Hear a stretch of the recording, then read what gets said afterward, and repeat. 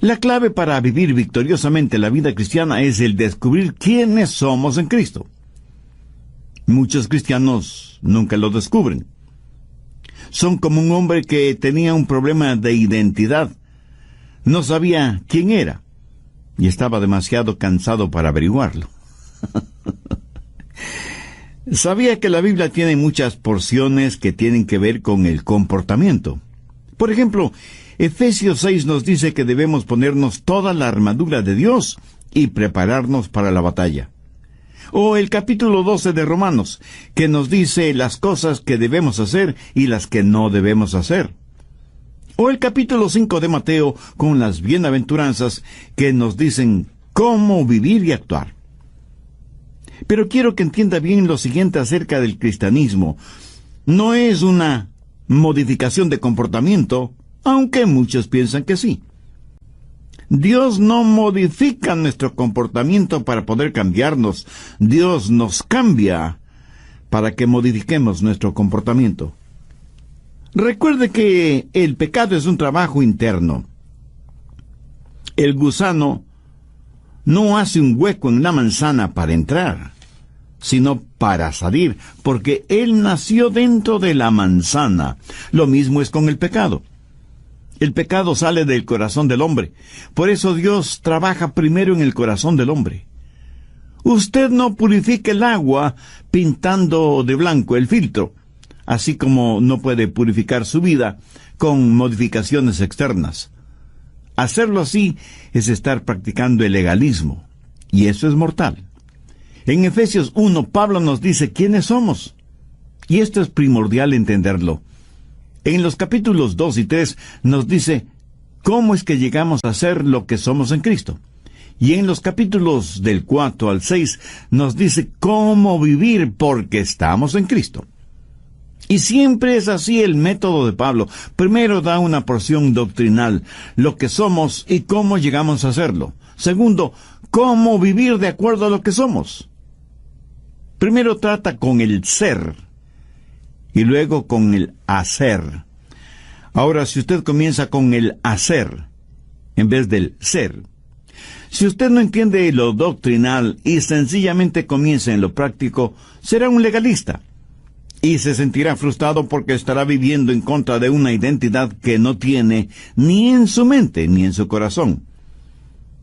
Jesús dijo que conoceríamos la verdad y que la verdad nos haría libres. O sea, es la verdad la que nos libera.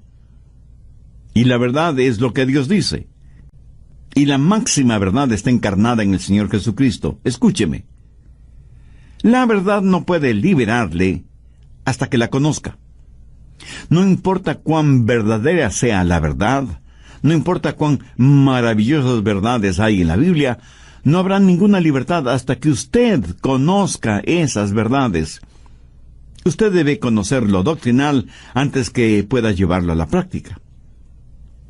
A los bebés elefantes, desde que son pequeñitos, les ponen una cadena en la pata de atrás, y esa cadena está asegurada en una estaca clavada profundamente en el suelo.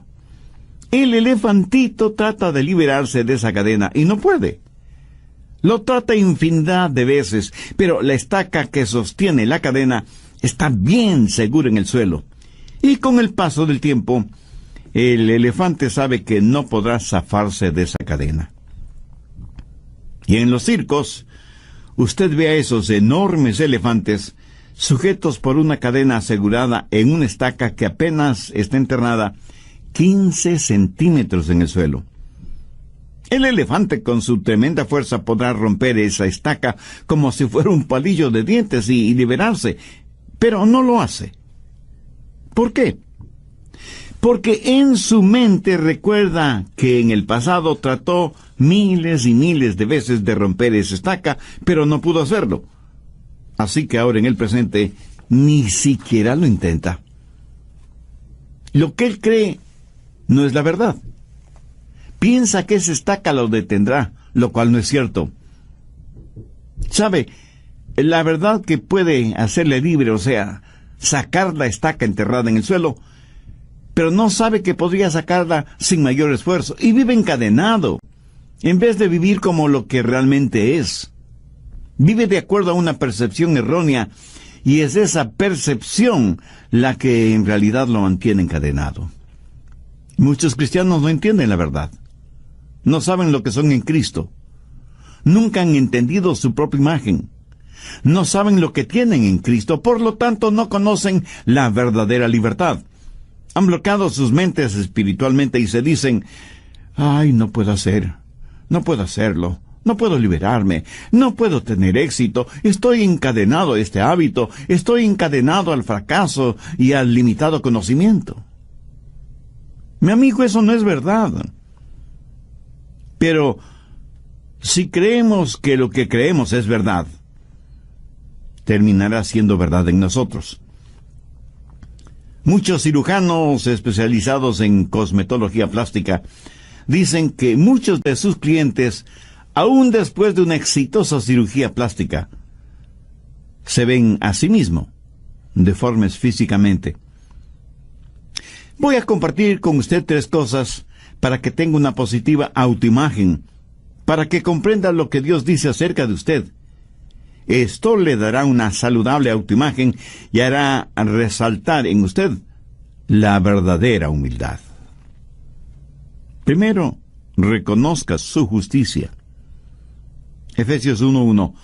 Pablo, apóstol de Jesucristo por la voluntad de Dios, a los santos y fieles en Cristo Jesús que están en Éfeso. Si usted está en Jesucristo, si le ha recibido como su Salvador en forma personal, si ha sido bautizado por el Espíritu Santo y pertenece al cuerpo de Cristo, si usted se ha arrepentido de sus pecados y por fe ha confiado en Jesús, usted, mi amigo, mi amiga, ya es salvo. Y no solo eso, usted es un santo, aunque usted no lo crea. La jerarquía de la Iglesia romana escoge a ciertos individuos, hombres y mujeres, que han logrado ciertas cosas en sus vidas religiosas y los canoniza. O sea, los declaran santos y santas. Escuche, nadie me puede hacer un santo, porque ya lo soy. Usted está escuchando a San Adrián. Y no lo estoy diciendo con arrogancia o por vanidad, sino porque es verdad.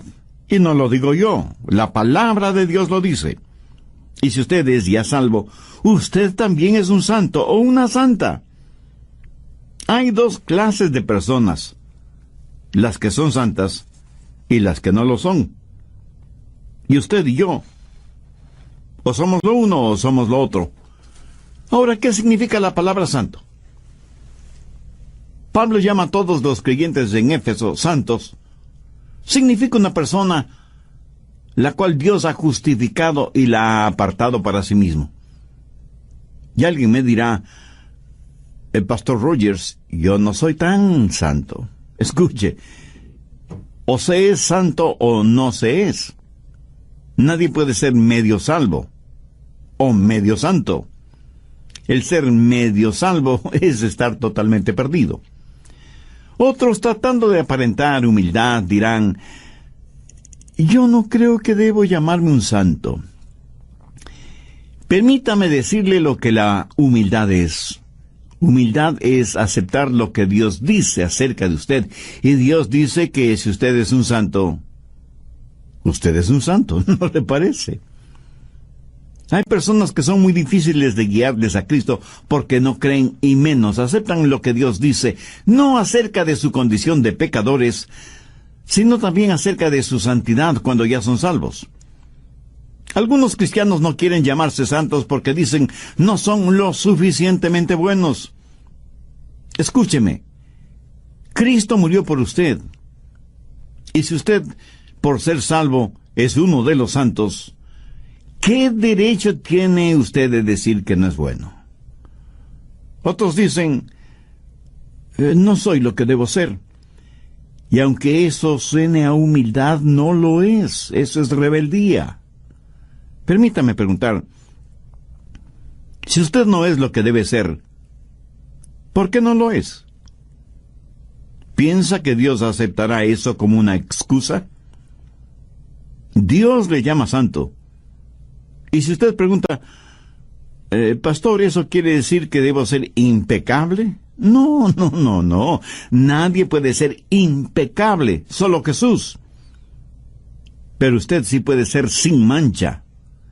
Mire Efesios 1:4. Según nos escogió antes de la fundación del mundo, para que fuésemos santos y sin mancha delante de Él. Cada cristiano debería ser sin mancha delante de Él. Somos santos de Dios.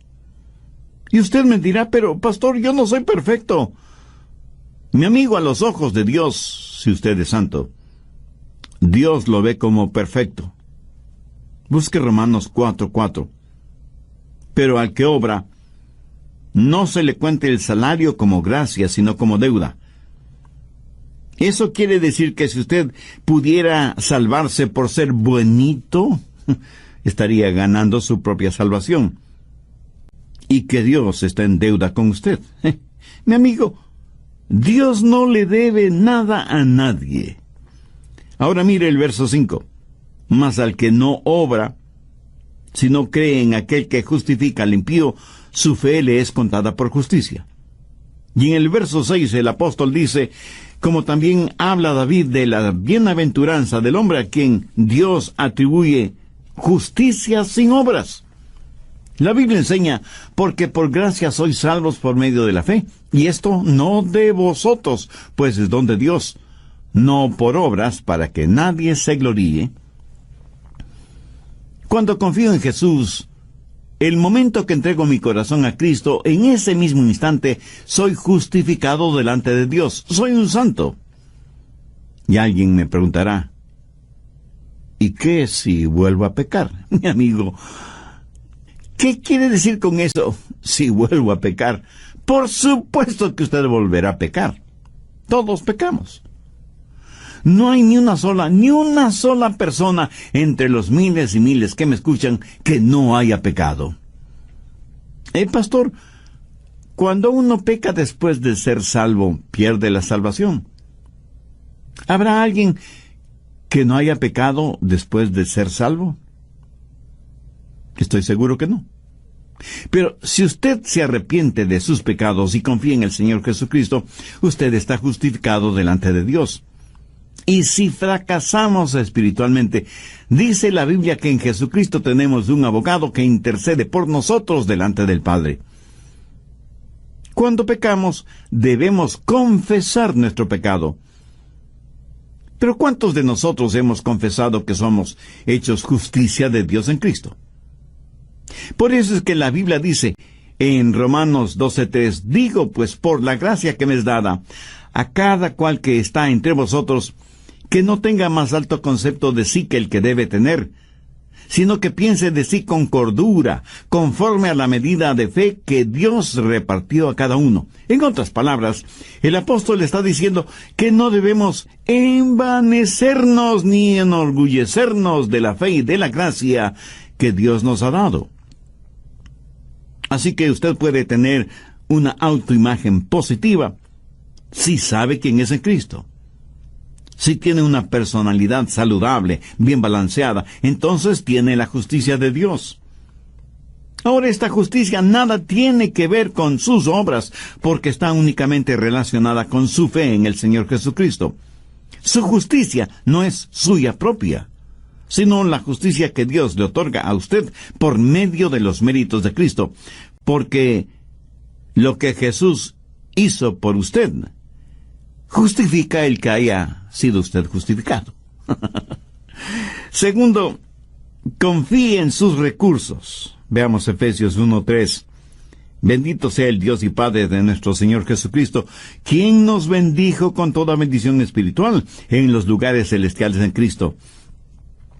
No solo que usted está justificado a los ojos de Dios, no solo que Dios le considera santo, sino que Dios le ha dado todo lo que necesita para vivir la vida cristiana. Ahora permítame hacer una pregunta. ¿Cuántos de ustedes tienen toda la paciencia, todo el amor, toda la sabiduría, todo el dinero o toda la fe que necesitan? Y muchos responderán, no tengo lo suficiente de todas esas cosas que necesito. Gracias por su honestidad. Pero, ¿qué es lo que nos dice el verso 3? Nos dice que Dios ya nos ha bendecido con toda bendición espiritual en los lugares celestiales en Cristo. Entonces, ¿quién tiene la razón, usted o Dios? Dios dice que usted tiene todo lo que necesita para su vida cristiana. O sea, tiene toda la paciencia, todo el amor, toda la sabiduría, todo el dinero y toda la fe que necesita. Y no faltará quien me pregunte, pastor, si ya lo tengo, ¿cómo es que no lo tengo? Mi amigo, eso es porque usted no ha entendido lo que tiene. No se ha visto a usted mismo poseyéndolo. Y como no concibe poseyéndolo todo, vive como si no poseyera nada. Recuerde que en la vida cristiana primero viene lo doctrinal, luego lo práctico. Y para comportarse como cristiano tiene que saber y entender que usted ya está en Cristo. No solo debe reconocer la justicia que le ha sido otorgada, sino que debe confiar en sus recursos espirituales. Cuando usted sabe la verdad, esa verdad le hará libre. Pero si usted no entiende lo que tiene en Cristo, podría estar pidiendo por algo que ya tiene. Ahora recuerde que Dios nunca le pedirá a usted algo que Él mismo no le haya dado. Todo lo que Dios demanda de nosotros es porque ya nos lo ha dado. Y de acuerdo a Efesios 1:3, Dios ya nos ha bendecido con toda bendición espiritual en los lugares celestiales en Cristo. ¿Está usted gozando de esas bendiciones? Creer en lo que Dios dice es mucho más importante que lo que usted piensa. Cuando usted comprende lo que Dios dice, cuando usted entienda la verdad de Dios, esa verdad le liberará. Usted tiene que reconocer la justicia que le ha sido otorgada, y usted es justo delante de Dios en Cristo Jesús. Y por eso Dios nunca más se acordará de sus pecados. Sin embargo, eso no significa que Dios no le disciplinará si es que usted desobedece. Pero nunca usará ese pecado para acusarle. Anote al margen 2 de Pedro 1:3. Como todas las cosas que pertenecen a la vida y a la piedad, nos han sido dadas por su divino poder mediante el conocimiento de aquel que nos llamó por su gloria y excelencia. En Romanos 8:9 leemos, «Mas vosotros no vivís según la carne, sino según el Espíritu, si es que el Espíritu de Dios mora en vosotros. Y si alguien no tiene el Espíritu de Cristo, no es de él». Todos tenemos el Espíritu Santo en nosotros si es que somos salvos, y es por medio de Él que Jesús vive en nosotros. Si Cristo no está en nosotros, entonces no somos salvos. ¿Y cómo es que Cristo mora en nosotros? No corporalmente. Él viene por medio de su Espíritu Santo, y cuando creemos somos bautizados por el Espíritu Santo en el cuerpo de Cristo. Cuando estamos en el Espíritu, quiere decir que el Espíritu está en nosotros y nosotros somos de Cristo y Cristo está en nosotros. Por favor, escúcheme con atención. El Espíritu Santo es Dios en cada creyente. Algunos hermanos pentecostales a veces me preguntan si he recibido la segunda bendición. Y yo les contesto que para mí la segunda bendición es entender bien la primera. Muchos de nosotros en realidad no nos damos cuenta lo que obtuvimos cuando nos salvamos. No solo el perdón de nuestros pecados y vida eterna, sino que también recibimos al Espíritu Santo de Dios y con Él, y en Él, al Señor Jesucristo. Esa es la más importante bendición que uno puede recibir en la vida. Cuando yo recibí esa bendición, mis ojos espirituales fueron abiertos y aprendí que Él me había bendecido con toda bendición espiritual en Jesucristo. Cuando usted se salvó, cuando nació de nuevo, le fueron dadas todas las bendiciones de Dios. Dios no nos da de su Santo Espíritu por etapas. Pablo lo asegura al decir: bendito sea el Dios y Padre de nuestro Señor Jesucristo, quien nos bendijo con toda bendición espiritual en los lugares celestiales en Cristo. Y el apóstol Pedro, en su segunda epístola, el capítulo 1, verso 3, dice: como todas las cosas que pertenecen a la vida y a la piedad nos han sido dadas por su divino poder. ¿Cómo lo obtenemos?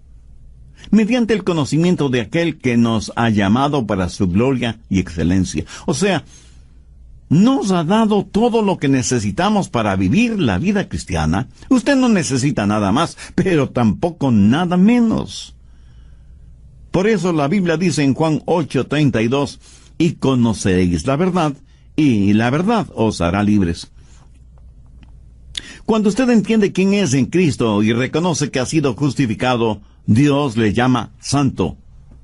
Cuando confía en los recursos con que Dios ya le ha bendecido, entonces la segunda bendición es el descubrir todo lo que le ha sido dada en la primera bendición. Y el resto de su vida lo pasará descubriendo todo lo que obtuvo desde el mismo momento en que pasó de muerte a vida. O sea, todo lo que recibió desde el instante en que aceptó a Cristo como su Salvador. ¿Qué más podría necesitar? Dios ya no nos bendijo con toda bendición espiritual en los lugares celestiales en Cristo. Tercero, descanse en su relación. Busque Efesios 1:6. Para alabanza de la gloria de su gracia, con la cual nos hizo aceptos en el amado. Su relación es una de aceptación. No solo en que usted ha aceptado a Cristo, sino que Él le ha aceptado a usted. Mire esa frase, en el amado. Es una referencia directa al Señor Jesucristo. Por lo tanto, lo que es cierto acerca del Señor Jesucristo es también cierto acerca de usted. Cuando el Padre desde el cielo miró a su Hijo siendo bautizado, dijo: este es mi Hijo amado en quien tengo complacencia. Si usted está en Cristo, es aceptado en Él por el Padre. La razón por la que muchos no tienen una positiva autoimagen es porque tienen una personalidad distorsionada por un sentimiento de rechazo. Algunas veces se le llama complejo de inferioridad. ¿Por qué tenemos esa clase de sentimientos? Bueno, porque es parte de nuestra naturaleza adánica. Cuando Adán pecó, su pecado causó rechazo por parte de Dios. ¿Qué sucedió con Adán y Eva después que pecaron? Tuvieron que salir del jardín del Edén, fueron rechazados. Vivimos en este mundo con esa innata sensación de rechazo, y la mayor parte de nuestra vida la pasamos buscando aceptación. Queremos ser aceptados, pero nos volvemos orgullosos. Tratamos de hacer cosas y nos esclavizamos a ellas. Vivimos por lo que otros piensan. Vivimos de acuerdo a lo que la mayoría impone, aunque sea negativo y ofensivo delante de Dios. Definitivamente nos importa más la opinión que los hombres tengan de nosotros que la opinión de Dios. ¿Por qué los jóvenes dejan una buena casa en donde tienen rica comida, buena ropa, abundante agua para bañarse, una agradable cama y el amor de sus padres? ¿Por qué se van de sus casas para vivir en comunidad con otros jóvenes desordenados, sin bañarse, sin cambiarse de ropa, comiendo solamente alimentos enlatados y durmiendo en colchones sucios en donde seguramente han dormido muchos otros jóvenes sanos y enfermos? ¿Por qué lo hacen? Sencillamente porque se sienten aceptados. Porque asisten masivamente a los conciertos de rock pesado. Y no me digan que es porque les gusta la música. Eso es puro cuento. Eso podrá ser cualquier cosa menos música. Ellos pueden pensar que les gusta, pueden ser adictos a esa clase de ruido, pero eso no es natural. Eso solo significa que sus oídos y sus gustos musicales están atrofiados. Lo mismo sucede con el licor y con los cigarrillos. Cuando comienzan a beber o a fumar, se enferman, pero siguen bebiendo y fumando. hasta que se vuelven adictos. Cuando los jóvenes van a esos conciertos, van no tanto por la música, sino por el sentido de aceptación, por saber que pertenecen al grupo, quieren ser parte de algo, porque tienen la idea de que sus padres no les aman, se sienten rechazados y por eso buscan un lugar extraño, falso, artificial, en donde aprenderán todo lo malo y rechazarán todo lo bueno. Y para ser aceptados, deben vestirse de cierta manera. Los supermercaderes transnacionales dicen que para ser aceptados hay que usar cierta pasta para dientes, cierta moda de ropa, cierto estilo de peinado y hasta cierta forma de hablar. Si no cumplimos con esos parámetros, seremos rechazados. Muchos que se dicen creyentes tienen esta necesidad de aceptación. Aún después de ser salvos, fracasan en entender que ya son aceptados en el amado. Y muchos creyentes se vuelven legalistas y hacen esfuerzos sobrehumanos para ser aceptados y para que Dios les ame. Y piensan, si voy a la iglesia más frecuentemente, o si doy más dinero en las ofrendas, o si oro más intensamente, o si estudio la Biblia, o si memorizo un buen número de versículos, tal vez logre que Dios me ame y me acepte. Mi amigo, mi amiga, eso es trágico. ¿No le parece? Escúcheme. Dios ya le ha aceptado. Así que deje de hacer tanto esfuerzo. Dios, en su infinita gracia, ya le ha aceptado. Grabe en su mente y corazón las palabras de Pablo. Nos bendijo con toda bendición espiritual en los lugares celestiales en Cristo. Dios no le cambia para poder amarle, es todo lo contrario. Dios le ama para poder cambiarle. ¿Lo entiende? De hecho, Él le amó a usted antes de que usted fuera salvo. En Romanos 5:8 el apóstol Pablo dice, mas Dios muestra su amor para con nosotros en que siendo aún pecadores, Cristo murió por nosotros. Pero debemos entender que aunque Dios ama al pecador, de ninguna manera lo acepta si es que ese pecador no se ha arrepentido de sus pecados. Pero cuando se arrepiente y recibe a Cristo en su corazón por fe, entonces por la gracia de Dios, el pecador es aceptado porque ya está en el amado. En el Antiguo Testamento se relata la historia de Mefiboset, hijo de Jonatán y nieto del rey Saúl. David y Jonatán habían hecho un pacto de sangre basado en el amor que se tenían, para tener comunión mutua, pelear las batallas del uno y del otro, y compartir todo cuanto tenían. Este pacto cubría también a los hijos. Y Jonatán tuvo un hijo, Mefiboset, que era heredero al trono si es que su padre, Jonatán, heredaba el trono de Saúl, rey de Israel, padre de Jonatán y abuelo de Mefiboset. Pero Saúl y Jonatán murieron, y David fue ungido como rey de Israel. Por el temor de que David como rey quisiera eliminar cualquier vestigio de la descendencia de Saúl, una comadrona tomó al pequeño Mefiboset para ocultarlo, pero al correr con el niño en sus brazos tropezó y cayó, y las piernas de Mefiboset se fracturaron, y él quedó lisiado para toda la vida. La mujer llevó al niño hasta un pequeño pueblito llamado Lodebar, en donde Mefiboset creció temiendo y odiando a David. ¿Por qué? Porque nada sabía acerca del rey David. No sabía que David le amaba. No sabía del pacto de sangre que Jonatán, su padre, y David habían hecho. Y la causa de la rebelión de Mefiboset en contra de David era el resultado de creer mentiras acerca de David. Ignoraba la verdad. Debido al pacto entre David y Jonatán, él, Mefiboset, era amado por David. Pero después de varias circunstancias, David encontró a Mefiboset y lo hizo traer al palacio.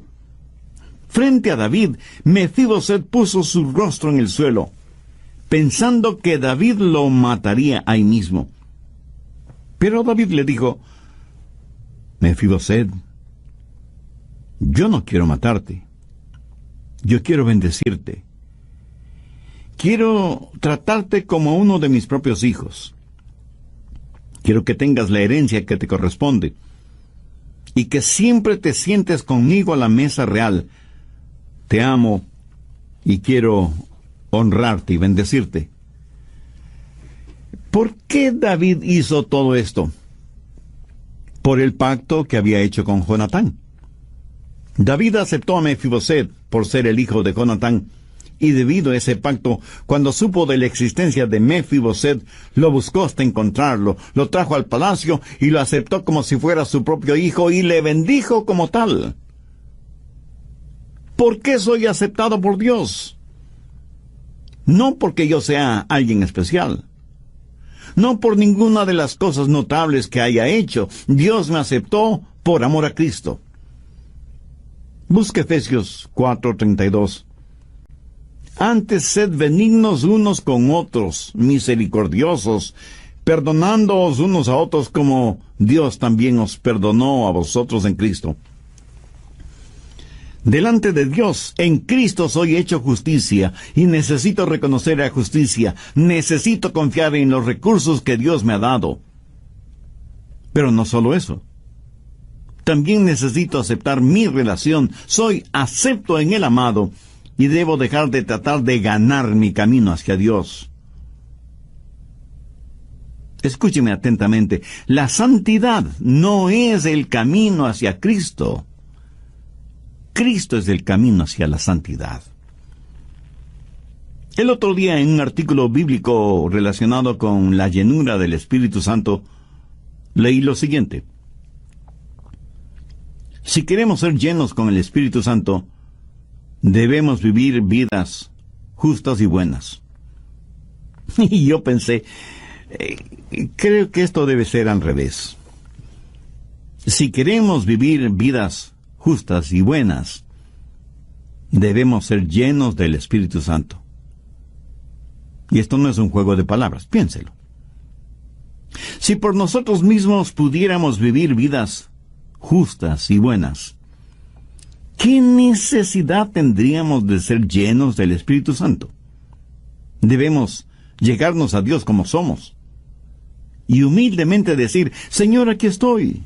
Y Él nos dirá: eres aceptado. Ahora, si yo me aferro a mis pecados, no podré ser lleno del Espíritu Santo. El momento que me arrepiento de mis pecados y digo: Señor, aquí estoy, ese momento soy aceptado en el amado, soy hecho justicia de Dios en Cristo. Recuerde que Dios no nos cambia para poder amarnos, sino que nos ama para poder cambiarnos. Y que la santidad no es el camino a Cristo, sino que Cristo es el camino a la santidad. En Cristo tenemos todas las bendiciones espirituales que necesitamos. Y en Él somos recibidos y somos aceptados por el Padre. Y cuando sabemos eso con absoluta certeza, tendremos una autoimagen que solo Dios nos la puede dar, que es el comienzo de la imagen de Cristo que Dios quiere que nosotros seamos. Veamos Efesios 1, desde el verso 2. Gracia y paz a vosotros de Dios, nuestro Padre, y del Señor Jesucristo. Bendito sea el Dios y Padre de nuestro Señor Jesucristo, que nos bendijo con toda bendición espiritual en los lugares celestiales en Cristo, según nos escogió en Él antes de la fundación del mundo, para que fuésemos santos y sin mancha delante de Él. Ahora vayamos hasta el verso 6. Para alabanza de la gloria de su gracia, con la cual nos hizo aceptos en el amado. ¿Cómo llegamos a estar en Cristo? Por arrepentimiento y fe. Eso nos hace miembros del cuerpo de Cristo. ¿Qué significa estar en Cristo? Permítame ilustrar esto de la siguiente manera. Suponga que yo le pongo a usted en un barril. ¿Dónde está usted? Pues en un barril. Luego yo pongo ese barril en un río. ¿En dónde está usted? Dentro de un barril en el río. ¿Correcto? Bien. Si usted es un creyente,